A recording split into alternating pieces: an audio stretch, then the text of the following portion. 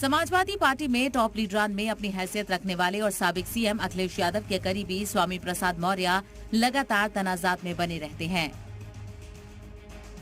वो हर हफ्ते ऐसा कोई न कोई बयान दे देते हैं जिससे वो खबर में आ जाते हैं और मुखालिफिन को समाजवादी पार्टी पर हमला करने का मौका मिल जाता है। समाजवादी पार्टी के जनरल सेक्रेटरी स्वामी प्रसाद मौर्य ने मरकज की मोदी सरकार और आरएसएस पर जमकर हमला बोला।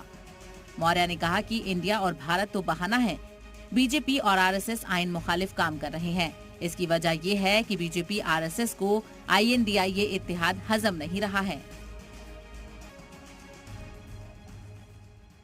इनको पच नहीं रहा है, इसीलिए इंडिया तो बहाना है।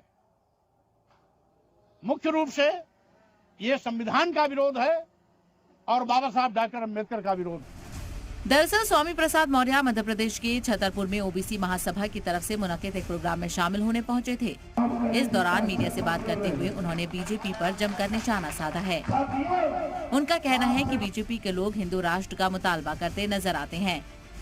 अचानक उनका भारत के लिए मोहब्बत कैसे जाग गई।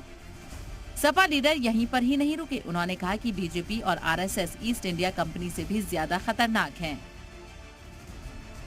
स्वामी प्रसाद मौर्य के इस बयान के बाद से सियासी पारा चढ़ा हुआ है। मौर्य के इस बयान ने बीजेपी को फिर से सपा पर हमले का एक और मौका दे दिया। बीजेपी ने स्वामी मौर्य के साथ साथ सपा को भी आड़े हाथों लिया। देखिए, विवादित बयान से अपनी दुकान चलाने वाले तथाकथित नेता जिनको जनता नोटिस नहीं कर रही है और ऐसे पार्टी के साथ चले गए जो भारत माता को डायन कहते हैं, खुद मौर्य जी हिंदू धर्म को अपमानित करेंगे, हिंदू धर्म को गाली देने का कार्य करेंगे। मुझे लगता है ऐसे लोगों को जनता सबक सिखा चुकी है और आने वाले चुनाव में आप देखेंगे पूरी तरह से ये लोग नकार दिए जाएंगे। इससे पहले स्वामी प्रसाद मौर्य ने हिंदू मजहब को धोखा बताकर बवाल खड़ा कर दिया था। बीजेपी से अलग होने के बाद से ही स्वामी प्रसाद मौर्य बीजेपी पर लगातार हमलावर है।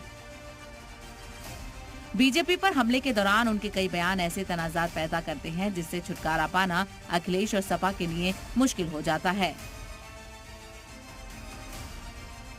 ब्यूरो रिपोर्ट, जी मीडिया।